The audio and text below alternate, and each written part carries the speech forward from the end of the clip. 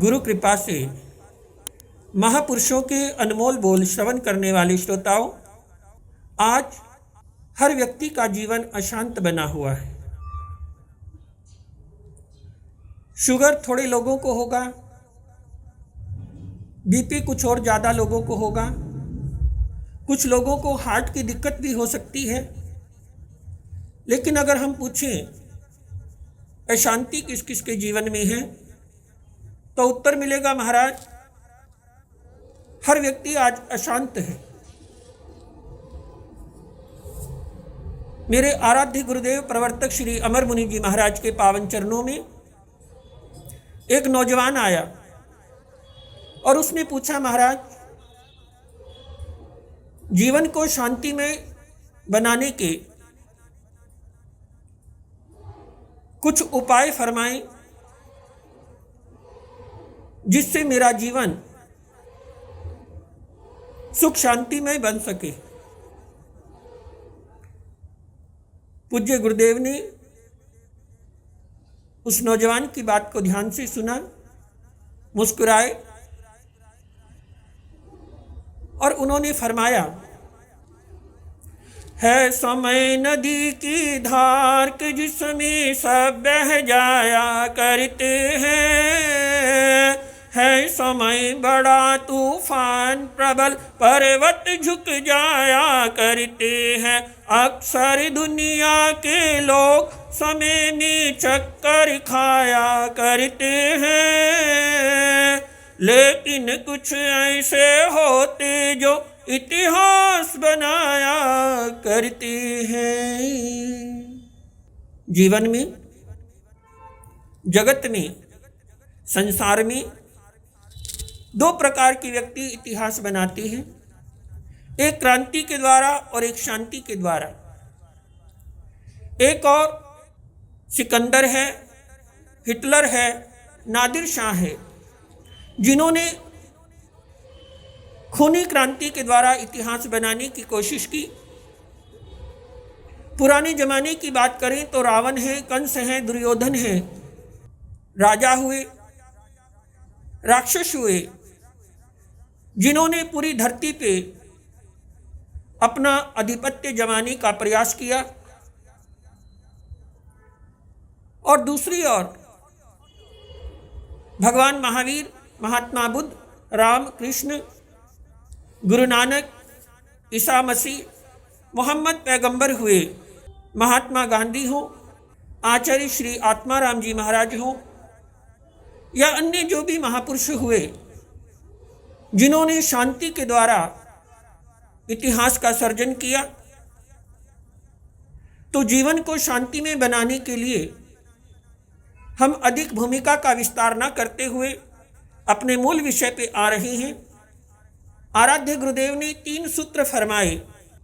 सबसे पहला सूत्र, जीवन को अगर आप शांति में बनाना चाहते हैं तो उसके लिए सामने वाले को हित बुद्धि से समझाएं।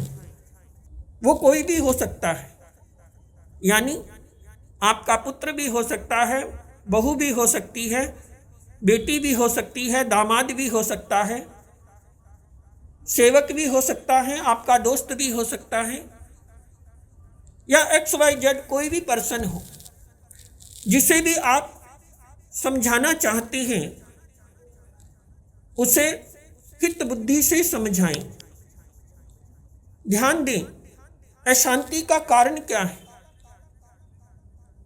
और उस कारण का निवारण कैसे हो सकता है, और जिसके कारण घर में, परिवार में, समाज में, देश में, राष्ट्र में अशांति हो रही है, उस व्यक्ति को हित बुद्धि से समझाया जाए। यानी भले की भावना से समझाना, किसी को नीचा देखने की, दिखाने की भावना से नहीं समझाना, बल्कि सामने वाले का भी भला हो, घर परिवार समाज का भी भला हो, इस भाव से समझाना।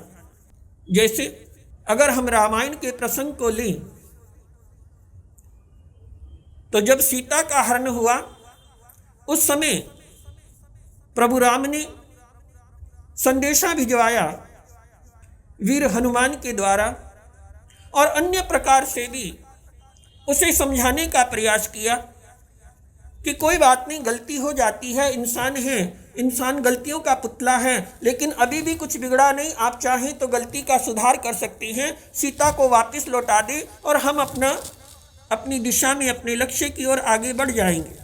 अगर आप महाभारत को पढ़ेंगे, सुनेंगे, देखेंगे तो वहाँ भी वासुदेव श्री कृष्ण ने यही प्रयास किया अर्जुन को समझाने का कि भाई 5 गांव दे दो तो ये जो युद्ध है, लाखों करोड़ों व्यक्तियों की हिंसा है, वो टल जाएगी। अन्यथा कितने ही परिवार बर्बाद हो जाएंगे, कितनी ही माताओं की गोद सूनी हो जाएगी, कितनी महिलाएं विधवा हो जाएंगी, कितने बच्चे अनाथ यतीम हो जाएंगे। तो पहला प्रयास होना चाहिए सामने वाले व्यक्ति को हित बुद्धि से। लेकिन कई बार घर में, परिवार में, समाज में, व्यापार में, बाजार में, चाहते ना चाहते ऐसी परिस्थितियां बन जाती हैं कि सामने वाला समझने को तैयार ही नहीं होता। उस समय क्या किया जाए? गुरुदेव ने फरमाया, अक्सर हम देखते हैं, सुनते हैं, घर परिवार में बच्चे दादा दादी से खुश रहते हैं, नाना नानी से भी प्रसन्न रहते हैं, लेकिन माता पिता से थोड़ा कटे कटे, हटे हटे, दूर दूर रहते हैं। कारण क्या है कि दादा दादी के पास, नाना नानी के पास गए, उन्होंने 500 का नोट दिया, चॉकलेट दी, खिलौना दिया, जाओ खाओ, खेलो, मौज करो, वो भी खुश, बच्चा भी खुश। लेकिन जैसे ही माँ बाप के सामने बच्चे आते हैं तो माँ बाप बोलते हैं खेलना नहीं, मोबाइल नहीं चलाना, टीवी नहीं देखना, लैपटॉप बंद करके रखो, पढ़ाई पे ध्यान दो, तुम्हारे फ्यूचर का क्या होगा, तुम्हारा करियर कैसे बनेगा। इस कारण से बच्चे माँ बाप से दूर दूर रहते हैं, खिंचे खिंचे रहते हैं। आप बच्चे को लाख मना करो, वो सामने खिड़की है, वहाँ नहीं बैठना, उठोगे तो ऊपर कांच है, सिर फूट जाएगा। लेकिन बच्चे कुछ ऐसे होते हैं, वहीं जाके बैठेंगे, जिस काम को मना करो वही काम करेंगे। बच्चों को कहो ऐसे बाल नहीं बनाना, ऐसे कपड़े नहीं पहनना, ऐसा काम नहीं करना, बाहर घूमने लेट नाइट नहीं जाना, तो वो कहते हैं आपको क्या लेना देना, हमारी पर्सनल लाइफ है, आप क्यों इंटरफियर करते हैं। ये सच है, माँ बाप उनके भले के लिए बोलते हैं, भले के लिए आपने उन्हें समझाया। लेकिन ये भी दूसरी एक कड़वी सच्चाई है आज के समय की कि बच्चे माँ बाप को अपने जीवन का सबसे बड़ा दुश्मन मानते हैं। आपने किसी व्यक्ति की सहायता की, मदद की, व्यापार में उसको जीरो से हीरो बनाया, उसको स्टैंड किया, आत्मनिर्भर बनाया, और कुछ महीनों सालों बाद पता लगता है कि वही व्यक्ति पीठ में छुरा घोंप रहा है। उस समय मन अशांत हो जाता है। ऐसी स्थिति परिस्थिति में क्या किया जाए? पत्नी पति का भला सोचती है, पति पत्नी के लिए भला सोचता है, लेकिन कभी कभी विचारों में टकराहट ऐसी होती है कि मन अशांत हो जाता है, जीवन अशांत हो जाता है। सामने वाला किसी तरह से हमारी बात समझने को तैयार ही नहीं, चाहे वो लाख भले की उसकी बात हो। उस समय क्या किया जाए? तो आराध्य गुरुदेव श्री अमर मुनि जी महाराज ने दूसरा सूत्र फरमाया कि खुद को समझाओ। यानी जब सामने वाला आपकी बात समझने को तैयार नहीं हो रहा, सामने वाला आपकी बात नहीं समझ रहा है या समझना नहीं चाह रहा है, तो उस समय क्या करें? अपने आप को समझाओ, अपने मन को समझाओ कि मेरा जो कर्तव्य था मैंने समझा दिया। चाहे वो बहू है, बेटी है, बेटा है, सेवक है, स्वामी है, कोई भी है, पति पत्नी, कोई भी रिश्ता आप कहें, मैंने सामने वाले को समझा दिया कि तुम बीड़ी मत पियो, सिगरेट मत पियो, दारू मत पियो, कैंसर हो जाएगा, टीबी हो जाएगा, फेफड़े खराब हो जाएंगे। फिर भी सामने वाला नहीं समझने को तैयार, डॉक्टर खुद उसको मना कर रहा है, आपकी जान को खतरा है। मेरे पास पंजाब से एक परिवार आया। जो महिला थी उसकी आंखों में आंसू आने लगे। महाराज, हर रोज ये ड्रिंक करती हैं, मैं ऐसे परिवार से आई हूं, हमारे घर में लहसुन प्याज तक नहीं बनता था और ये सिगरेट पीते हैं, शराब पीते हैं। समझा समझा के थक गई हूँ। कई बार अपनी कसम भी दी है, कई बार साधु संतों से, गुरु महाराज से नियम भी दिलवाया है, प्रतिज्ञा भी करवाई है। इन्होंने खुद संकल्प लिया है, बच्चे के सिर पे हाथ रख के कसम खाई है कि आज के बाद मैं ये सब चीज़ें नहीं खाऊंगा, नहीं पीऊंगा।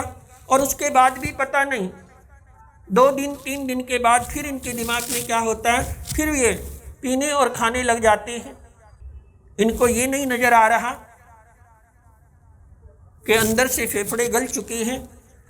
डॉक्टर ने खतरे की घंटी जो है वो भी दिखा दी है, तब भी मानने को, समझने को तैयार नहीं। इनके सिवा मेरा और दुनिया में कौन है? बच्चे अनाथ हो जाएंगे, उनका क्या होगा? जब सामने वाला समझने को तैयार ही नहीं आपकी बात को, तो अपने मन को समझाएं कि मेरा कर्तव्य था समझाना, अच्छा और बुरा बताना। मैंने समझा दिया, मैंने बता दिया बच्चे को कि अगर अच्छी से पढ़ाई करेगा तो जीवन में बहुत आगे ऊंचाइयों पे पहुंच जाएगा, और अगर मौज मस्ती करेगा तो ज़िंदगी भर धक्के खाएगा। उसके बाद भी अगर वो नहीं मानता, नहीं समझता, तो क्या इलाज है, क्या उपाय है, और आप कर भी क्या सकते हैं? ऐसी अवस्था में अच्छा होगा कि हम अपने मन को समझाएं। मेरी जो जिम्मेदारी थी, मेरा जो कर्तव्य था सही रास्ता दिखाना, वो मैंने दिखा दिया। अब सही रास्ते पे चले तो ठीक, और नहीं तो ठोकर खाए, वो उसकी किस्मत। हम कर भी क्या सकते हैं? सच बोलना। पूरी दुनिया को राम, कृष्ण, बुद्ध, महावीर, गुरु नानक, ईसा मसीह, मोहम्मद पैगंबर या दुनिया के अन्य महापुरुष क्या सारी दुनिया को सुधार पाए? नहीं। हम खुद को सुधार लें, वही बड़ी बात है। दूसरों को तो कोई समझाना आसान नहीं, जरूरी नहीं, गारंटी भी नहीं कि हर कोई हमारी बात को, हमारी सोच को समझ पाएगा, हमारी भावनाओं को समझ पाएगा। लेकिन इस बात की गारंटी है कि आप स्वयं को समझा सकते हैं। दूसरों को समझाना आसान है कि खुद को समझाना? आप कहेंगे महाराज खुद को समझाना आसान है, लेकिन यही सबसे मुश्किल है। दूसरों को तो सुबह से शाम तक दिन रात हम समझाते रहते हैं, लेकिन खुद को नहीं समझा पाते। अगर खुद को समझा लें तो सारे झगड़े ही मिट जाएं। तो शांति पाने का दूसरा उपाय है स्वयं को समझाएं। तीसरा उपाय, तीसरा सूत्र, तीसरा मंत्र शांति को पाने का, उसका नाम है एकांतवास। नौजवान ने प्रश्न किया, महाराज मैं आपकी बात को शिरोधार्य करता हूँ, लेकिन कभी कभी ऐसी स्थितियाँ, परिस्थितियाँ बन जाती हैं, जीवन में ऐसे तूफान खड़े हो जाते हैं, ना तो सामने वाला समझने को तैयार होता है, ना अपना मन समझने को तैयार होता है, कि मैं उसका भला सोचता हूँ और वही मुझे अपना सबसे बड़ा दुश्मन समझता है। मैंने उसकी मदद की और वही मेरे साथ धोखा कर रहा है, चीटिंग कर रहा है। ऐसे समय में क्या किया जाए? तो उस समय गुरुदेव ने फरमाया, जब भी ऐसा कोई दिल में तूफान उठे, जब भी मन में अशांति का ज्वार उठे, ऐसी कोई जीवन में स्थिति, परिस्थिति आ जाए, जिंदगी आपको ऐसे मोड़ पे लाके खड़ा कर दे कि जब आपके समझाने से आपका मन भी समझने को तैयार नहीं, दूसरे की तो बात ही छोड़िए, तो उस समय क्या करें? एकांतवास करें। आपके घर में कोई एकांत कमरा हो, या मकान की छत हो, या आसपास में कोई मंदिर हो, स्थानक हो, धर्म स्थान हो, पार्क हो, बगीचा हो, उद्यान हो, वहाँ चले जाएं। केवल 10 मिनट के लिए आंख बंद करके ध्यान मुद्रा में बैठ जाएं। आती जाती श्वास पे ध्यान को स्थिर करें, श्वास को देखने का प्रयास करें और 10 मिनट के अंदर अंदर आप पाएंगे कि मन में, जीवन में जो तूफान उठा था, विचारों का बवंडर उठा था, वो अपने आप शांत हो गया। आपको विश्वास ना हो तो आजमा कर देख सकते हैं।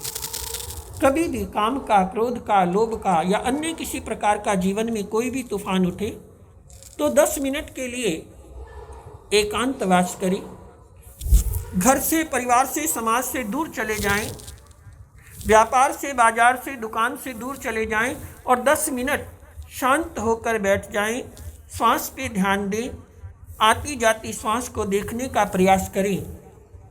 जो विचार आएं उन विचारों को देखने का प्रयास करें, उन विचारों से जुड़े नहीं, वरना विचार एक अलग कहानी बना के आपको फिर अपने साथ बहा के ले जाएंगे। 10 मिनट के लिए विचारों को देखना है, श्वास को देखना है और 10 मिनट के अंदर अंदर आप पाएंगे कि वो सारा तूफान शांत हो गया।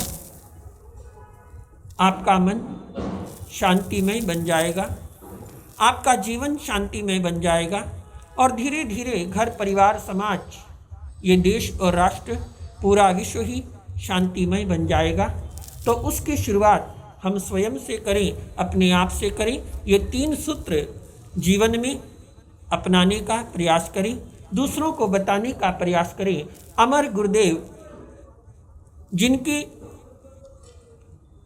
दीक्षा हीरक जयंती, संयम अमृत वर्ष, या यूँ कहूँ कि दीक्षा की डायमंड जुबली 2024 8 सितंबर को प्रारंभ होने जा रही है। तो हम अमर गुरुदेव की जो भी जीवन का निर्माण और कल्याण करने वाली वाणी है, उस वाणी को आपके समक्ष लाते रहेंगे और आप कोशिश करें गुरु अमर की इस वाणी को जन जन तक पहुंचाएं। दुनियादारी के मैसेज तो दिन भर लोग इधर से उधर, चाहे रील हो, व्हाट्सएप हो, फेसबुक हो, इंस्टाग्राम हो, मैसेज के माध्यम से, वीडियो, ऑडियो के माध्यम से फैलाते रहते हैं, प्रचार प्रसार करते रहते हैं। लेकिन आपसे केवल इतना ही कहना है कि इस वीडियो को अधिक से अधिक लोगों को शेयर करें, उन तक पहुंचाएं और क्या पता आपकी इस छोटी सी सेवा से किसी का जीवन शांतिमय बन जाए और उसका पुण्य लाभ, धर्म लाभ आपको प्राप्त होगा। सभी का जीवन सुखमय, शांतिमय, आनंदमय बने। इन्हीं मंगल कामनाओं के साथ मैं अपने विषय को विराम दे रहा हूं और एक बार फिर हम रिकैप कर लेते हैं। समरी के रूप में 3 सूत्र आपके समक्ष रख रहा हूं। पहला सूत्र, शांति को पाने का सामने वाले को हित बुद्धि से समझाएं। दूसरा सूत्र, अगर सामने वाला नहीं समझने को तैयार होता तो अपने मन को समझाएं। और तीसरी बात, अगर अपना मन भी कभी समझने को तैयार ना हो, ऐसी स्थिति परिस्थिति जीवन में बन जाए, तो तीसरी बात याद रखें, एकांतवास।